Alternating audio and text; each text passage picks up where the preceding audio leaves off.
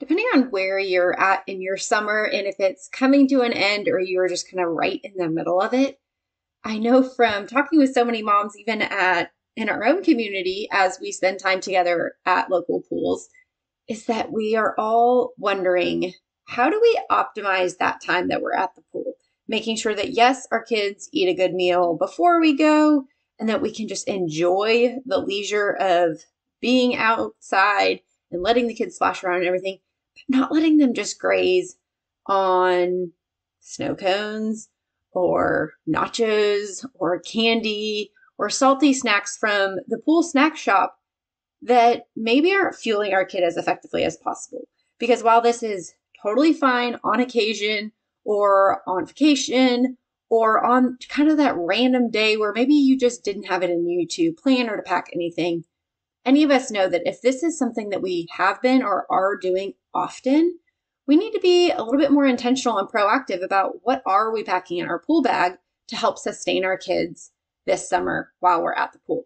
So today I want to share this episode on pool snacks again so that you can have a little bit more of a scope of the considerations that I would be looking for.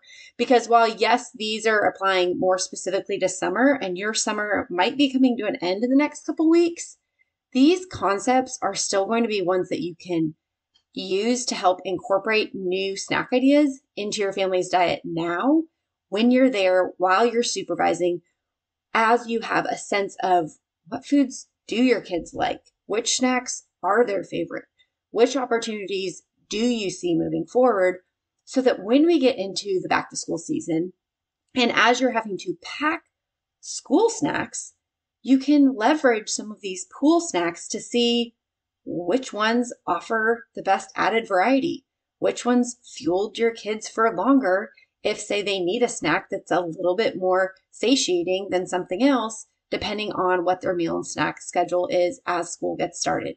So while I want this to be helpful for you here and now, I also really intend for this episode to help plant some of the seeds that we need to grow over the upcoming weeks and months as we get ready for back to school, so that you and your family have the strategies you need to snack smarter right now in summer and also as we get back to school. Hey Mama, I'm Ashley, and welcome to the Veggies and Virtue podcast. In this podcast, you will find simple menu ideas, kitchen organizational systems spelled out for mom life, and feeding tips and tricks that are both evidence-based and grace-laced. I believe that you can find flexibility when it comes to feeding your family so that you can feel calm, capable, and connected in the kitchen. As a registered dietitian and Christian mom of 3 myself, I want you to break free from the mealtime battles and to feel equipped while feeding your kids all day long. Pull up a stool at my kitchen counter and let me pour you a cup of coffee and say a quick prayer for you. It's time to chat about the mealtimes, messes, moments, and ministry of motherhood.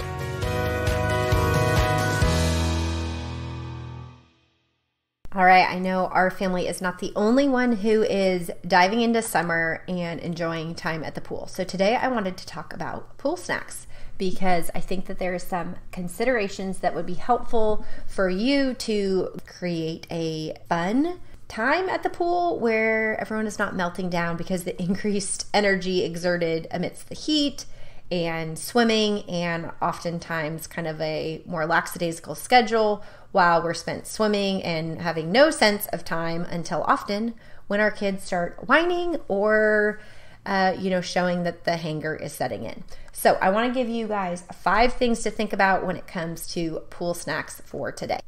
So first of all, I want you to think about, will it fuel? If you listen to my kid-friendly snack drawer episode, you know that this is something I talked about at length in terms of making sure that we have foods with fat, fiber, and protein for our snack foods. You might be packing a full picnic or packing bento boxes with lunches for your kids when you go to the pool, depending on how long you plan to stay. Oftentimes we just kind of throw in whatever random prepackaged things we have, and there's nothing wrong with that, but you want to make sure when you're looking at these things that you're picking things that are going to fuel your child for longer than just a quick burst of energy. Particularly when they're doing things like swimming, they're exerting a lot of energy. Some of those foods that are quickly digested, let's say, the fruit snacks or the fruit leathers, those are fine options to bring because they are going to help supply your child with quick sources of carbohydrates. However, they're not going to fuel your child for very long. So we want to think through combinations, as I shared in the snack drawer episode, that create more fueling options. So oftentimes in our family, I will pack a large bag of something or large containers of something rather than individually portioned snack containers, because I don't know which kid is going to want how many snacks, and inevitably if I pack them all the same amount, one kid's going to want a lot and one kid's only going to want a little.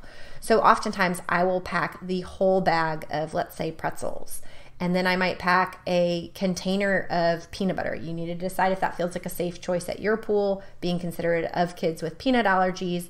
But you might also pack, several cheese sticks rather than tucking them in a bag with some pretzels per kid. I'll often slice up a lot of apples and put them in a Tupperware that everyone in the family can have, cutting up a bunch of watermelon or fresh fruit.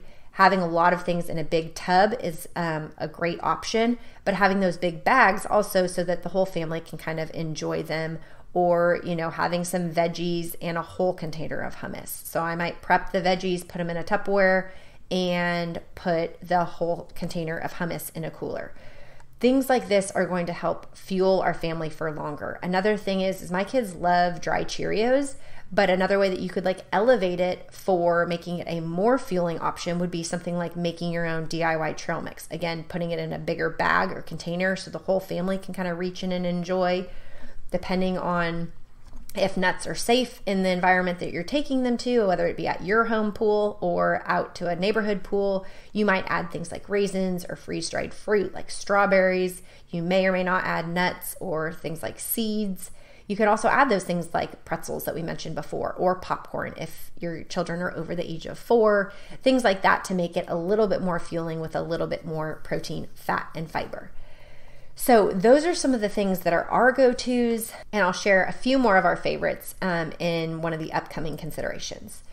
However, if you know that you want some of these leveled up ideas where it is taking a simple snack and elevating it to include more protein, fat, and fiber to fuel your child for a longer window of time, say maybe while you guys are at the pool swimming for a few hours, make sure that you have my free snack guide. I haven't decided to take it down yet because I know for summer so many of you have been enjoying it, but those of you who haven't yet enjoyed it need it because it's really such a helpful visual tool that you can include your kids in the process of picking healthy snacks for. So make sure that you have it from my website at veggiesandvirtue.com/snack guide. You can get the free printable download there. All the visual, all the instructions you need are all right there. You also might want to check into my snack combination cards. This is an offering that I made in advance of my more recent free snack guide, and it's a tool that now hundreds, if not thousands, of families have. You can download that as a digital download as well, or I can mail you the physical copy so that you and your kids can actually flip through it. And the reason I want to mention this specifically is because on each and every snack idea I include on my combination cards, you see how can you add more fruit, vegetable, protein, fat, fiber. How can we elevate these simple snack ideas to include more nutritious options and to incorporate more variety into our kids' diets, even when it's as simple as we just need something quick and easy to toss in the pool bag. This will again give you, I'm big on the visuals, so this will give you a lot of visual ideas, some brands that I would recommend or suggest or that we personally buy and think are nutritionally sound, but also so that your kids can get involved in the process and come up with some snack ideas as well. To access any of these resources, just make sure that you're scrolling down on your podcast player and you can look at the show notes, and I'll link to the free snack guide as well as the PDF and physical version of combination cards. The next thing I want you to think about, though, is will it refresh? I mentioned things like watermelon, which is an excellent choice because it's going to help hydrate your child. But you want to make sure that you have plenty of water for everyone. Even though your kids are swimming and they might think they're not thirsty, you need to make sure that you have things that will refresh them in terms of hydration. So packing more water than you think you need. And you might also pack things like juice boxes or chocolate milk is another thing that we often will pack. I will often freeze those little Horizon milk boxes, use them as a cooler or as an ice pack in the cooler. And then as they thaw out, the kids can have that. That will help hydrate them and give them some liquid, but also give them some nutrition. And chocolate milk is a great rehydration option when kids are playing sports. I would encourage you to balance out the amount of, let's say, juice to water. I don't typically encourage sports drinks unless you notice that your child is having excessive amounts of sweat and the heat is really, really high. But, making sure that you're offering them a variety of fluids is a really great option, but also being sure to not just default to juice boxes so that your kids aren't exceeding the amount of juice that they should have in a day. Additionally, I want you to think about, will it melt? It is so easy for our kids to want to bring a chocolate chip granola bar to the pool or put M&Ms in that DIY trail mix that I talked about. And as we all know, this will melt. I live in Houston. Very few things are forgiving here. So this is where I was going to mention some of my other favorite options. I mentioned the non-perishable milk boxes. They will not melt, but they also offer an awesome option as an ice pack if you freeze it beforehand. Same with things like yogurt tubes. We will often bring these. If they eat it pretty quickly, it might still be kind of frozen, or it might thaw out, but it won't melt or it won't get overheated to a standpoint where it's going to not be safe anymore for them to consume. Also, things like string cheese you can freeze, and it will help bring down the temperature of your cooler, but it won't get gross and hot as it sits in your cooler. Instead, it will just thaw down and then can be eaten after serving as an ice pack. So if you're packing the cooler for a long day at the pool, these can be really great options because you know that there's going to be a longer period of time that these snacks are sitting in the cooler. Additionally, something I want you to think about is, will it compete? The reality is that if your pool is anything like our community pool, they have snow cones and, sour straws and tons of bags of chips and all sorts of things, ring pops.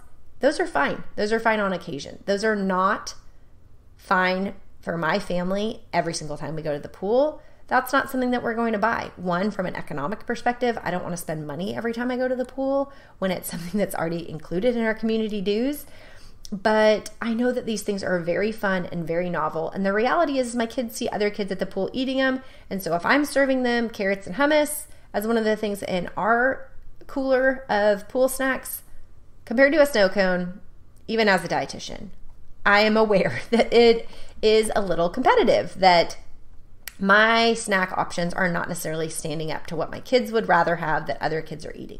So I want to think through, where is some novelty to these snack foods? Is there something fun about it? Am I saving some of those snacks that I know my kids really enjoy and think are really fun? I mentioned even like fruit snacks before. Really quick source of carbohydrates. We rarely ever have fruit snacks here, but this might be a great time to bring them because it's one of the things that I'm bringing as pool snacks. It's one of the things in the cooler that adds a little excitement, a little novelty, something that they don't see every day, but that will get them a little bit more excited than, say, the yogurt container that they're used to eating every day at home. So just kind of think about that when you're, and tune into what your kids are asking for too, so you can find ways that it fits. All foods can fit, that you can find ways for your family to allow for things like snow cones or, special snacks that you're buying from, say, a pool snack shop, but also ways that you can bring things from home to save money and promote nutrition. Lastly, I want you to think about, will it fit? I mentioned that I often pack large size containers as much as possible for the standard size cooler that we have. And this is because we have a family of 5. That tends to work better for feeding everyone. But when you're looking at the towels, the sunscreen, the floaties, the diapers, all the random clothes, and the snacks, we are a human Sherpa to make it from the car or the golf cart or the bike or however you get to the pool into the pool deck. And so, thinking through how you can make your snacks fit effectively. That's one of the reasons why I share, how snacks can dual as an ice pack and as a snack to help save you some space. But I would encourage you to make sure that you're thinking through your spatial constraints. If you have a given bag that works for your family, especially depending on how many kids you have and how many hands you need to hold and how helpful those hands are at helping carry things, you may want to either delegate to your kids that they each carry their own water. Maybe they each carry their own snacks and they have their own little snack cooler that's like their lunchbox that they would take to school. or you maybe have a family size cooler. So play around with the things that might work for your family, the containers that suit your family best for these pool days. And remember to go back through when you're packing pool snacks. Does this fuel? Will it refresh? Will it melt? Will it compete? And will it fit? I hope you and your littles have an awesome summer and lots of fun splashing around in the pool. It has been a joy having you on the podcast today. And if you've enjoyed it as well, I have a quick favor to ask. Do you mind hopping over to Apple Podcasts and leaving me a written review? This will only take you a hot second, but it truly blesses me every time I get to read what one of you write over there, and it allows me to bless others through this podcast and the episodes to come. The other thing that you can do is to take a screenshot of this episode and tag me over on Instagram at Veggies and Virtue. I would love to see what action steps that you're taking from this episode, and also to support your family in the journey moving forward. Until next time, thanks for coming over to chat at my kitchen counter. Remember that you will always have a seat and a snack waiting for you here.